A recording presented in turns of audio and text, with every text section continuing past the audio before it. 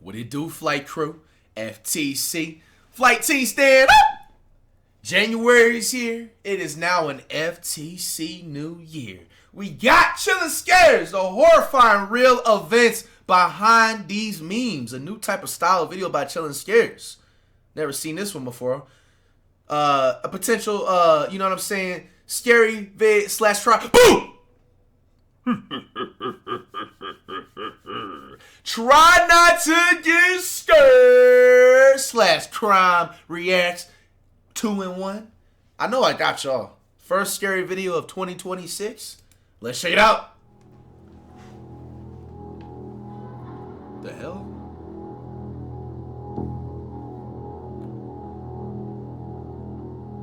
Oh, that's half a human brain. I ain't even gonna lie. It's Chillin' Scares. You don't have to read this, man. The "Oh that's real nice" meme comes from an episode of the cartoon SpongeBob SquarePants, where Martin, a side character in the show, looks into a toilet bowl only to find a realistic-looking SpongeBob floating inside. I remember the moment this episode. itself tied into the overall plot of that episode.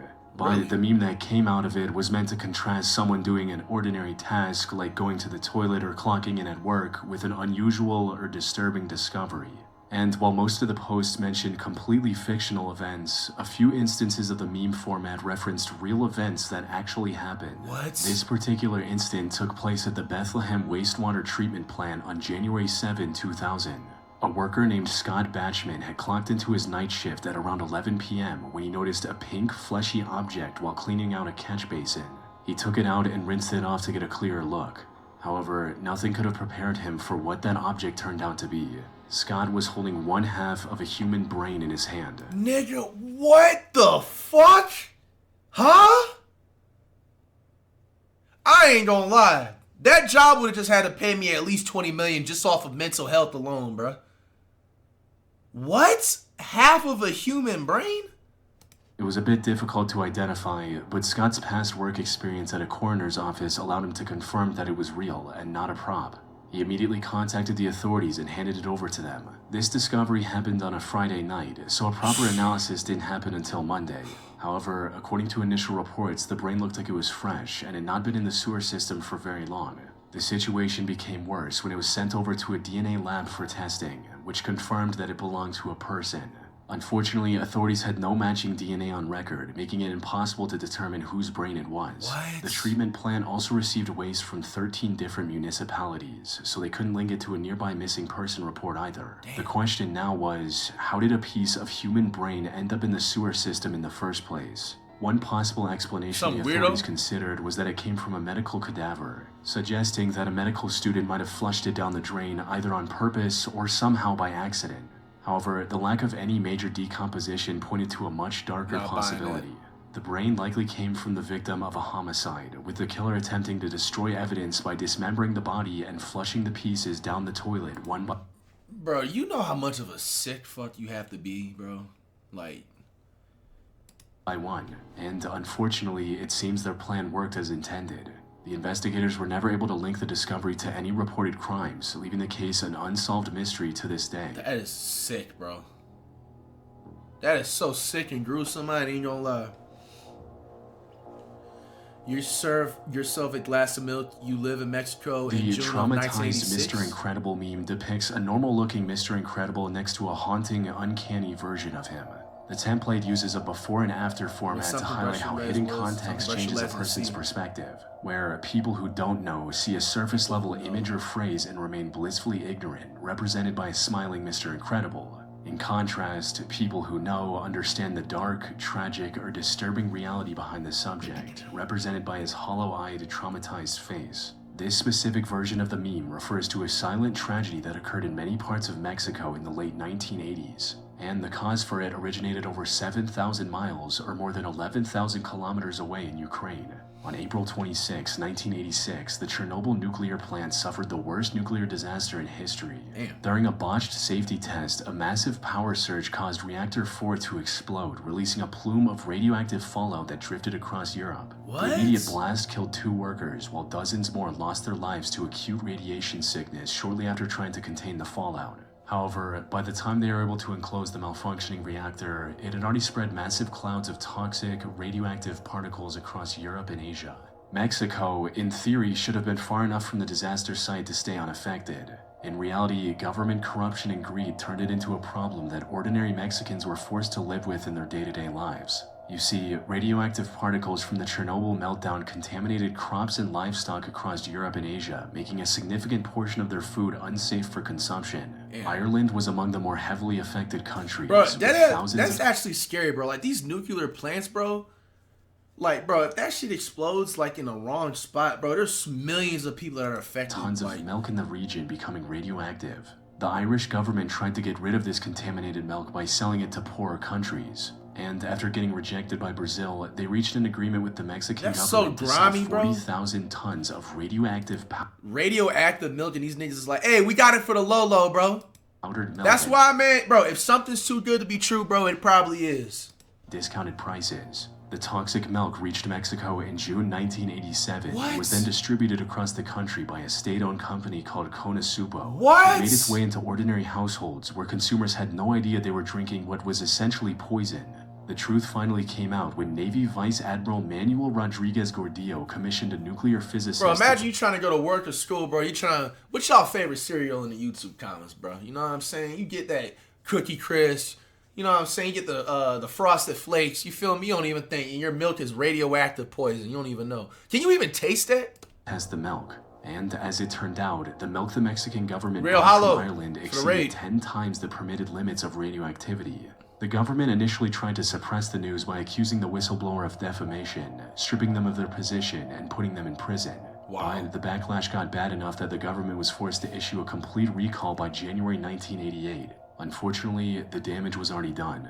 Over the following decade, the number of children suffering from cancer skyrocketed drastically. Many endured life-altering deformities, while countless others lost their lives because of it. What? Even those who survived the initial radiation poisoning now face a higher risk of developing cancer later in life. But that's sad, bro. Hella health problems came because of that. People wanted to be grimy and sell people milk. To me, it seems like January always starts the same way. New resolutions, new projects, and a packed schedule right out the gate. It can feel like this any time of the year, but usually especially seem to get pushed aside when I treated like something appointment Doc comes in. So choose the 1,000 provider 200 that's right for booking, and you can need. Go to Zoc top-rated doctor.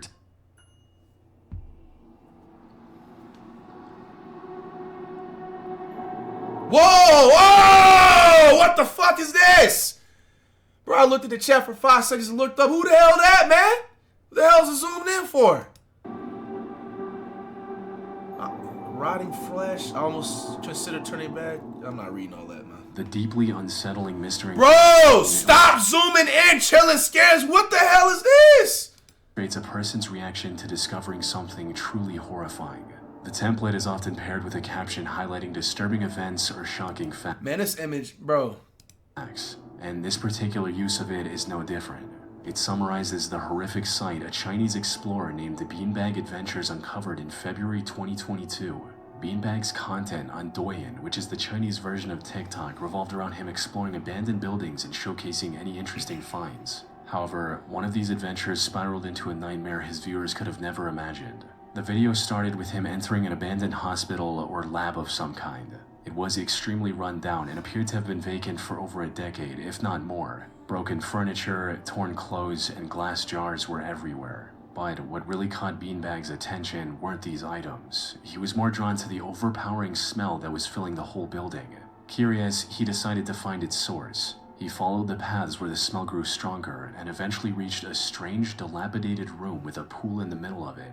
He looked inside the pool, and before showing it to his viewers, claimed that it was filled with movie props. The pool was filled with what looked like the remains of dozens of children floating in a mysterious liquid. He spent barely a minute inside this room before the smell became too unbearable and he had to run out gagging for air. The horrifying sight left most of his viewers in shock, with many also trying to figure out if any of it was real. But for now, many accepted his movie prop explanation and didn't question it further, especially since the alternative was far too gruesome for most to even contemplate.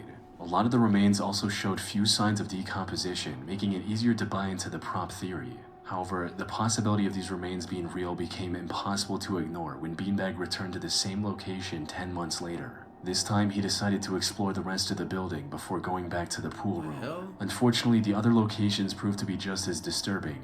I can't show most of this on YouTube, but he discovered rooms full of extremely realistic human skeletons, children's toys and masks, and a few glass jars with what looked like human fetuses stored inside them. What? Things got even worse when he returned to the pool room and found things that weren't there before, like glass jars and children's clothes on the ground, and most unsettling, a blue tarp partially covering the pool. This showed that someone else had been in that room in the last 10 months. But that wasn't even the worst part. The most disturbing part of Beanbag's second visit came when he pointed his camera at the pool. It not only contained more remains than before, but many of the previous ones were also noticeably more decomposed than last time, disproving his movie prop claim. Though, given what people now know about the situation, it seemed he called them movie props just so he could feign ignorance in case he ever got into trouble. It also helped in keeping the videos from getting removed from the platform. Put simply, Beanbag and now most of his audience suspected that this room was a part of an illegal organ harvesting operation known as a corpse factory. Look at those stairs. You see, China has one of the lowest organ donor rates in the world due to cultural reasons. Yet, despite this limitation, the process of actually getting an organ for a transplant is relatively easy as long as you have the money. That's because most of these organs are said to come from China's massive black market, where merchants illegally abduct victims to meet the demand.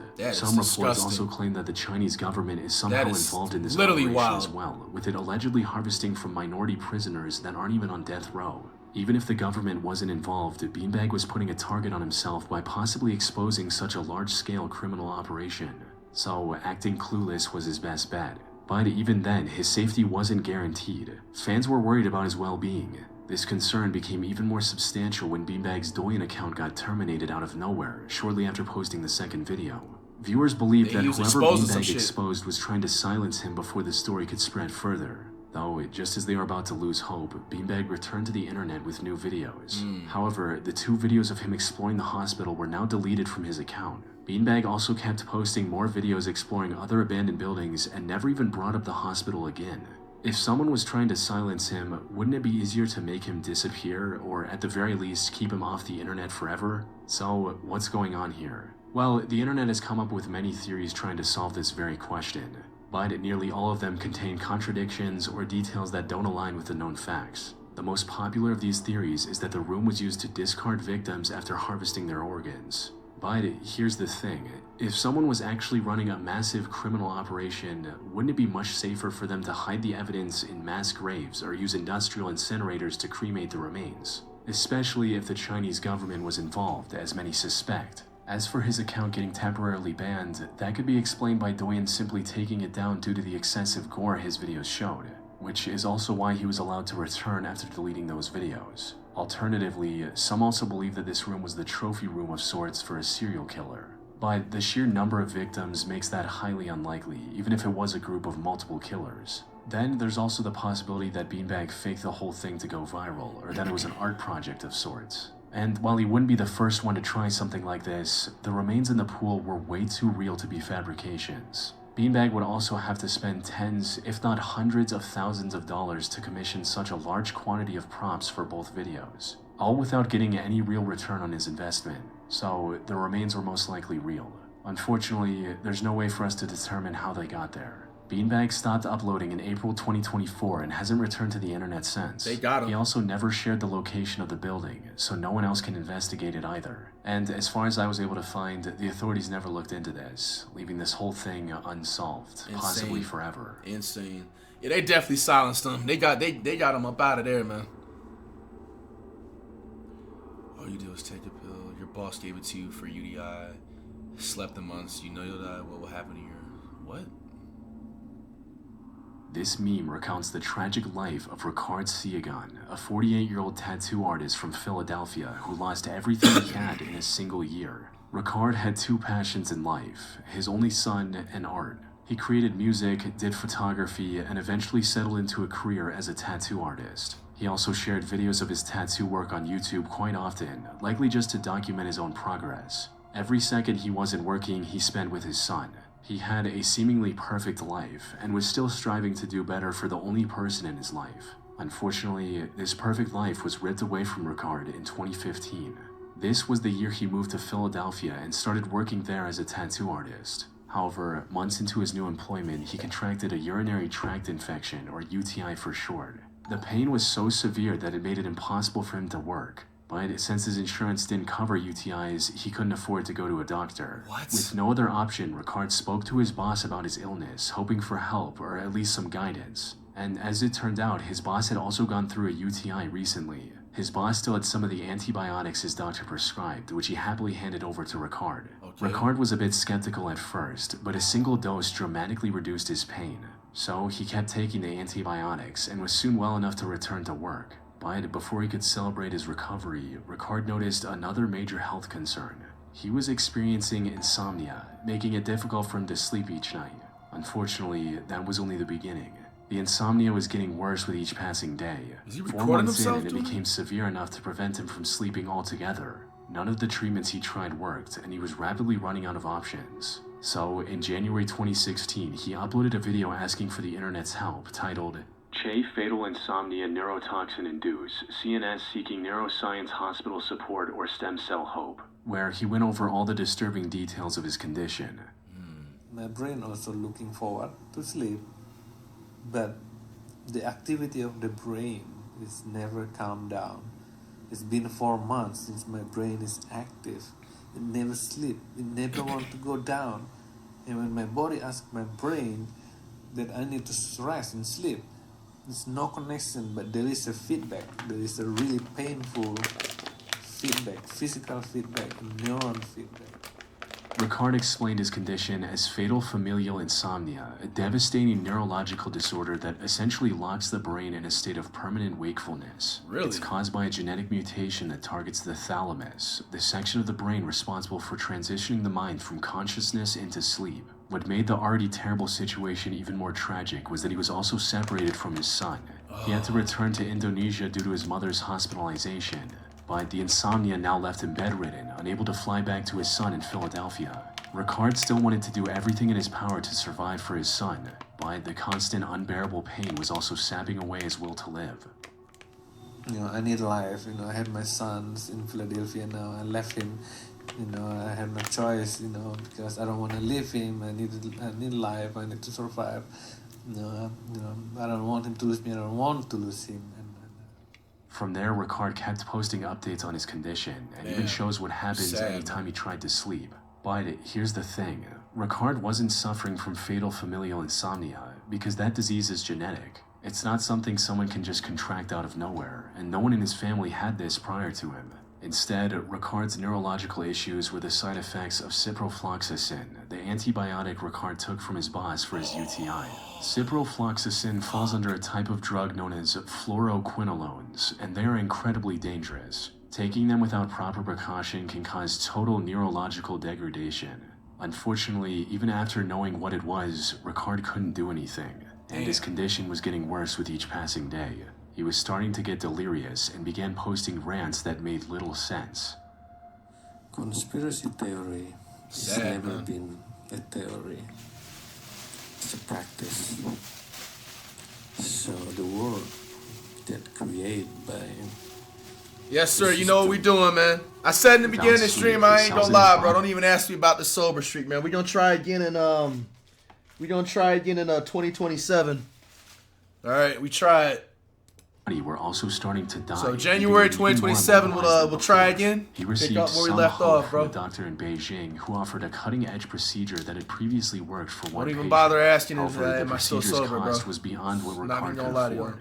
And while he did set up a fundraiser, the donations never reached the required amount.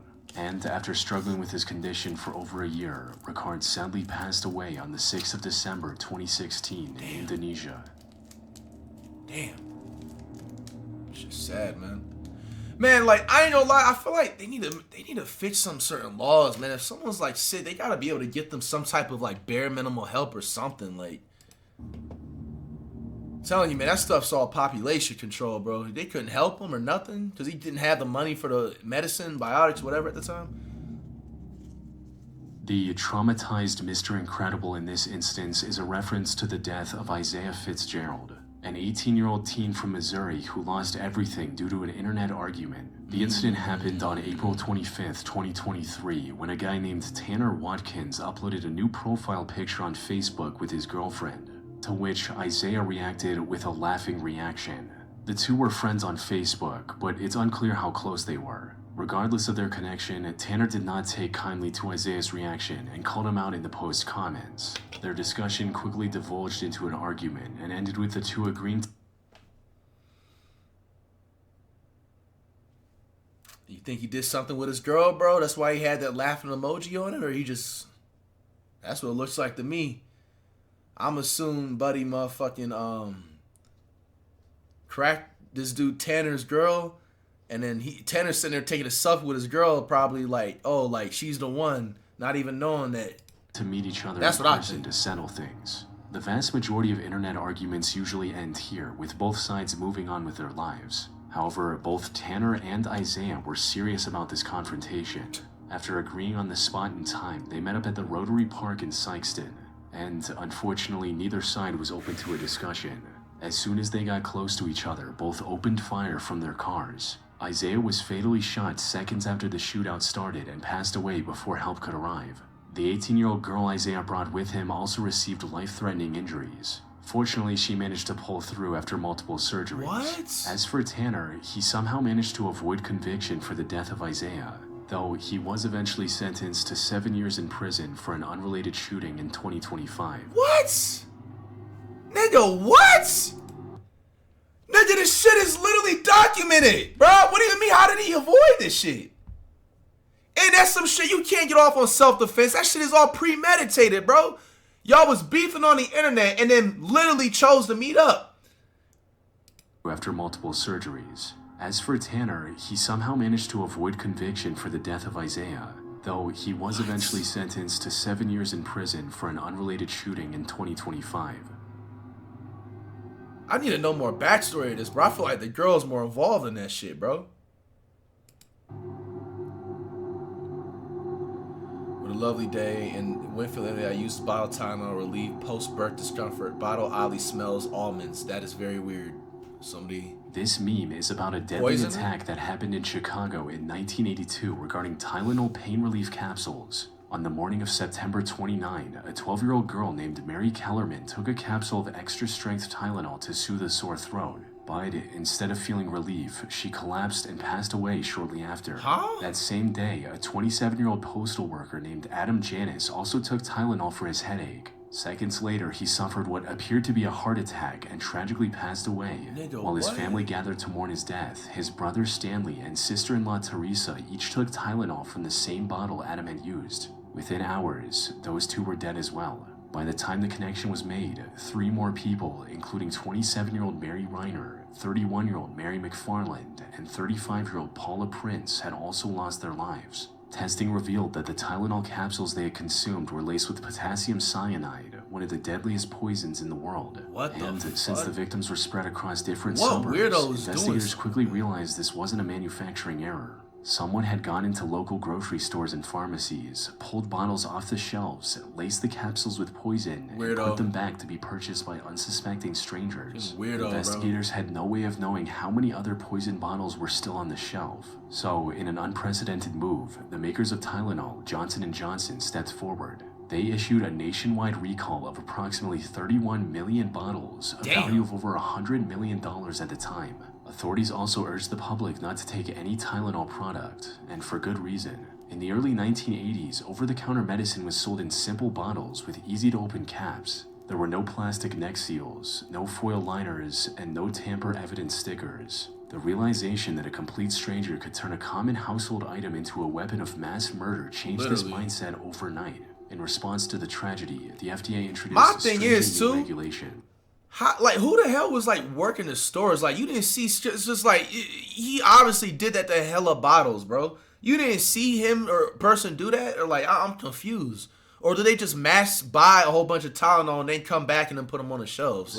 Within 6 months, Tylenol returned to shelves in the first ever triple seal packaging. Hell no. This included a glued outer box, a plastic wrap around the cap, and a foil seal over the mouth of the bottle. However, even this was not a perfect solution. In the months and years following the attack, police stations across the US were flooded with hundreds of copycat reports. And while many of these were hoaxes, some turned out to be legit. Like in 1986, when 23-year-old Diane Ellsroth died after taking a Tylenol capsule laced with cyanide in New York. That same year, another medication named Excedrin was targeted in Washington state, leading to 2 more deaths. These attacks forced the pharma industry to evolve this packaging further and make poisoning more difficult. However, while the attack led to an overall positive change, the original 7 victims never received the justice they deserved. Despite a massive investigation, a $100,000 reward for information, and several suspects, no one was ever charged with the actual murders. You mean nobody? One of the suspects, named James Lewis, actually contacted Johnson & Johnson, claiming he would stop the killings if they sent him $1 million in ransom. By the investigation... Nigga, what the fuck? Yo, don't get this nigga up out of here, bro. This dude a Hall of Fame threat. You mean to tell me he you know this is a national headline thing going on. You have the damn balls to call them and be like, hey, look, I'm going to stop poisoning niggas. I'm going to stop opening the bottles and putting poison in it if you just send me $1 million in my bank account. And claiming he would stop the killings if they sent him $1 million in... I ain't gonna lie. I don't know who the fuck did it. This nigga 100%. Look at that damn smile. Look at his hairline, bro. What the fuck is this? This nigga got his hairline behind his ears and he just chose to get some hair gel and go like these. Like, bruh, I don't give a fuck. He looks like the one, The investigation revealed that he had nothing to do with the actual attack. Oh, he was just trying to take advantage of an already tragic situation. Oh, he just clout chasing. The original clout chaser of the 80s. The fuck? Was carried out by one of Johnson & Johnson's competitors to ruin their reputation, which makes a lot of sense considering Tylenol's market share dropped from 35% to 8% following the incident. That said, it could still have been the work of a deranged serial killer intent on claiming as many lives as possible. Unfortunately, investigators found no solid clues like fingerprints or CCTV footage that could help us confirm or deny these theories. That's actually crazy as hell, bro. Imagine if he's still alive today just running around. Probably looking at this damn stream or some shit, looking at me react to this shit. Hey, man, sad stuff that happened, man. Prayers to all the victims and it's chilling scares.